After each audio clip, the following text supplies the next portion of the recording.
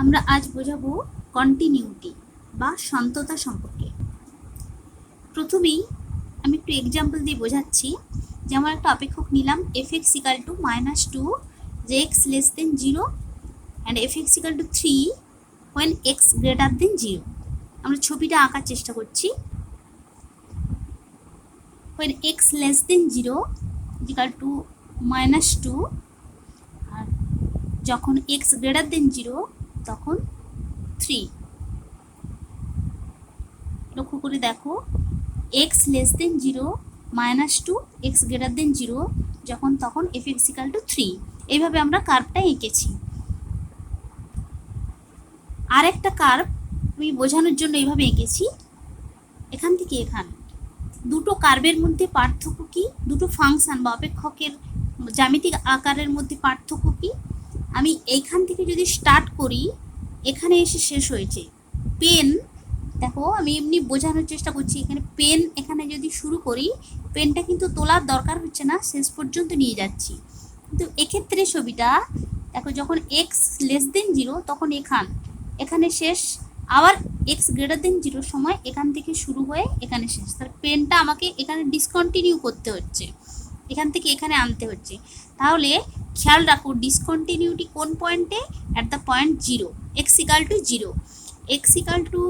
x যখন less than 0 তখন আমরা পাচ্ছি -2, x যখন গ্রেটার দেন 0 তখন পাচ্ছি 3। তাহলে ডিসকন্টিনিউটিটা কোথায়? তাহলে x = 0 পয়েন্টে ডিসকন্টিনিউটি।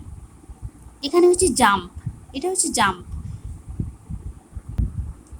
তো স্টুডেন্টরা একটা জিনিস খেয়াল করো, যখন x less than 0 তখন সমস্ত অপেক্ষকগুলোর ফাংশন কোন দিকে টেন্স করছে? 2 এর দিকে। 2 এর দিকে সমস্ত ফাংশনের ভ্যালুটা টেন্স করছে 2 এর দিকে। আর যখন x greater than 0 তখন সমস্ত অপেক্ষকের ভ্যালুটা টেন্স করছে কিন্তু 3 এর দিকে। তাহলে এই 2টা কি হলো? Left hand limit. 2টা হলো লেফট হ্যান্ড লিমিট, 3টা হলো রাইট হ্যান্ড লিমিট। লিমিট কি?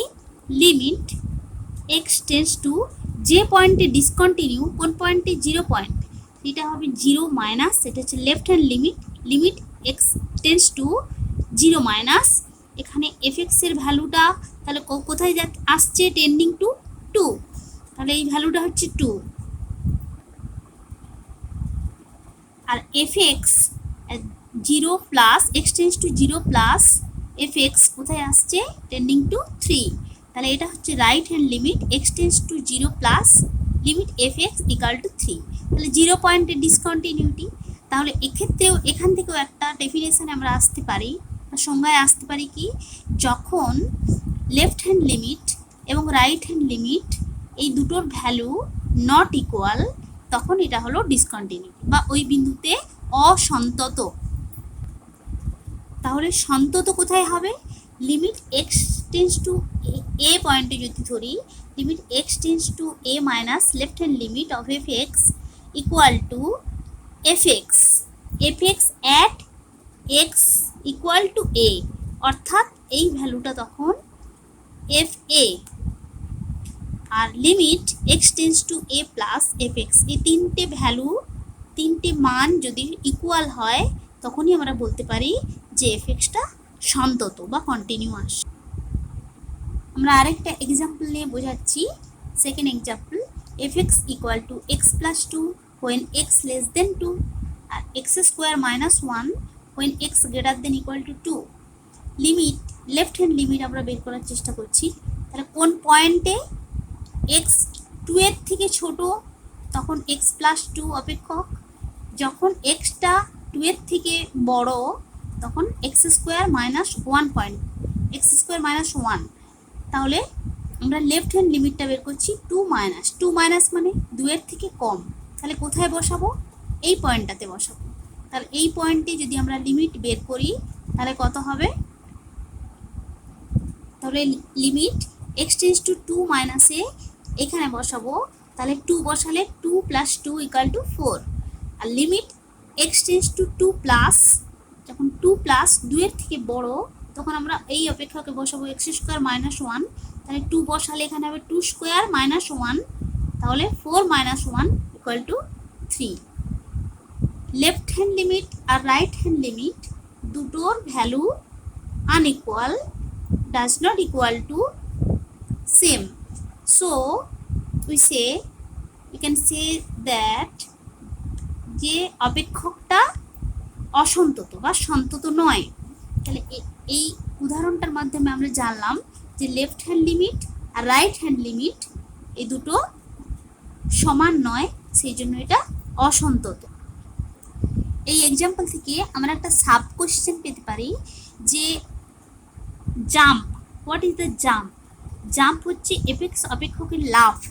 লাফ কি না, f of right hand limit to plus minus left hand limit to minus f of right hand limit minus f of left hand limit. এটা হচ্ছে অপেক্ষকের লাফ বা জাম্প। এটা কত? তাহলে রাইট হ্যান্ড লিমিট কত বেরিয়েছে? 3, লেফট হ্যান্ড লিমিট কত বেরিয়েছে? 4। তাহলে 3 মাইনাস 4 ইকাল টু -1। তাহলে এই অপেক্ষকের জাম্প কত? 3 মাইনাস 4 ইকাল টু -1। তাহলে সোজা কথায় আমরা বোঝার জন্য বলবো যে কোনো একটা অপেক্ষক যদি তুমি পেন না উঠিয়ে স্মুথলি আঁকতে পারো তখন সেটা হবে সন্তত।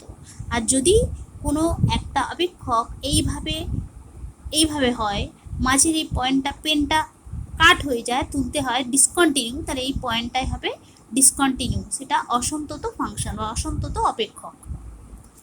এক্ষেত্রে একটু বলা যেতে পারে সাইন এক্স, কস এক্স এই অপেক্ষকগুলো এমনিতেই সন্তত অপেক্ষক, জানোই। -π/2 থেকে π/2-র মধ্যে, -1 থেকে 1-এর মধ্যে এই অপেক্ষকগুলি সন্তত। এছাড়া x² বা x⁴n সামথিং 3x² -1 এই ধরনের এগুলোকে বলে পলিনোমিয়াল ফাংশন বা পলিনোমিয়াল অপেক্ষক, বহুপদী সংখ্যামালা বাংলাতে যেটা বলে। এগুলো এমনিতেই কন্টিনিউয়াস ফাংশন, এটাও কন্টিনিউয়াস ফাংশন, এটাও continuous function, polynomial function. X এর সমস্ত বাস্তব মানে e⁴x সন্তত অপেক্ষক। log x, এক্স এর সমস্ত ধনাত্মক মানে log x⁴e এটা সন্তত অপেক্ষক। এগুলো কেন জানলাম? এগুলো জানলাম এই কারণে যে দুটো অপেক্ষক যদি হয়, fx এবং gx দুটো অপেক্ষক হয়, তাহলে f প্লাস g দুটো অপেক্ষকই যদি সন্তত হয় তাহলে f প্লাস g অবশ্যই সন্তত হবে, f মাইনাস g অবশ্যই সন্তত হবে, f ইন্টু g অবশ্যই সন্তত হবে, এবং f ডিভাইডেড বাই g অবশ্যই সন্তত হবে যদি gx নট ইকাল টু 0 হয়। তাহলে এখান থেকে আমরা বুঝলাম দুটি সন্তত অপেক্ষকের যোগফল সন্তত, বিয়োগফল সন্তত, গুণফল সন্তত এবং ভাগফলও সন্তত, অবশ্যই হরটা নট ইকাল টু 0। আমরা একটা এক্সাম্পল দিই। একটা এক্সাম্পল নিলাম fx equal two sin x plus x²। আমরা জানি sin x অপেক্ষক অবশ্যই সন্তত এবং x² একটা পলিনোমিয়াল ফাংশন, এটাও সন্তত অপেক্ষক। দুটো সন্তত অপেক্ষকের যোগফল অবশ্যই সন্তত, সুতরাং এই অপেক্ষকটি সন্তত অপেক্ষক। আরেকটা এক্সাম্পল দিলাম fx equal to cos x by sin x। আমরা জানি যে cos x সন্তত অপেক্ষক এবং sin x সন্তত অপেক্ষক। আমরা জানি দুটো অপেক্ষকের ভাগফল সন্তত হবে, অবশ্যই sin x not equal to 0 হতে হবে। তাহলে sin x 0 কোথায় কোথায়? আমরা জানি কি x equal to nπ, x equal to nπ-তে sin x-টা 0, সুতরাং x not equal to nπ হলে এই অপেক্ষকটি অবশ্যই সন্তত হবে। আমরা আরেকটা এক্সাম্পল নিয়েছি fx equal two 2x² minus 8 by x minus 2 when x not equal to 2 and k when x equal to 2। x equal to 2 বিন্দুতে বলা আছে অপেক্ষকটি সন্তত। তাহলে k এর ভ্যালু আমরা বের করব। কিভাবে বের করব? আরেকবার কোশ্চেনটা বলি, fx equal to 2x² minus 8 by x minus 2 when x not equal to 2 and k when x equal to 2। বলা আছে x equal to 2 বিন্দুতে অপেক্ষকটি সন্তত। তাহলে k এর মান বের করব। k এর ভ্যালু কিভাবে বের? তাহলে ম্যাথমেটিক্যালি আমরা কি করব? ম্যাথমেটিক্যালি আমরা করব এক্স, যেহেতু খেয়াল করে দেখো 2 পয়েন্টে আমরা ডিসকন্টিনিউটির চান্স পাচ্ছি, সুতরাং 2 পয়েন্টে আমরা লেফট হ্যান্ড লিমিট বের করব এবং রাইট হ্যান্ড লিমিট বের করব। তাহলে আমরা বের করব x tends to 2 minus and x tends to 2 প্লাসে এফএক্স অপেক্ষকের মান। তাহলে limit x tends to 2 minus FX, তাহলে 2 মাইনাস কোন অপেক্ষকটা নিচ্ছি? 2 মাইনাসে আমরা কোন অপেক্ষকটা নেব? আমরা জাস্ট অপেক্ষকটাকে একটু ভেঙে নিয়েছি, 2 কমন নিয়েছি, x square minus 4 by x minus 2, x square minus 4 x plus 2 x minus 2।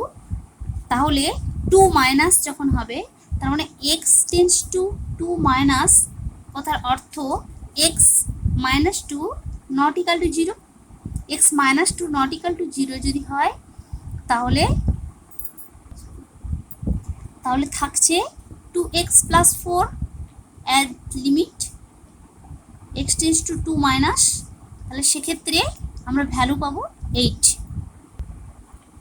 এখানে 2 বসালে 2 দুগুণে 4, 4 প্লাস 4 ইকুয়াল টু 8। একই রকমভাবে limit x tends to 2 plus F x equal to, অবশ্যই এটাও পাবো 8।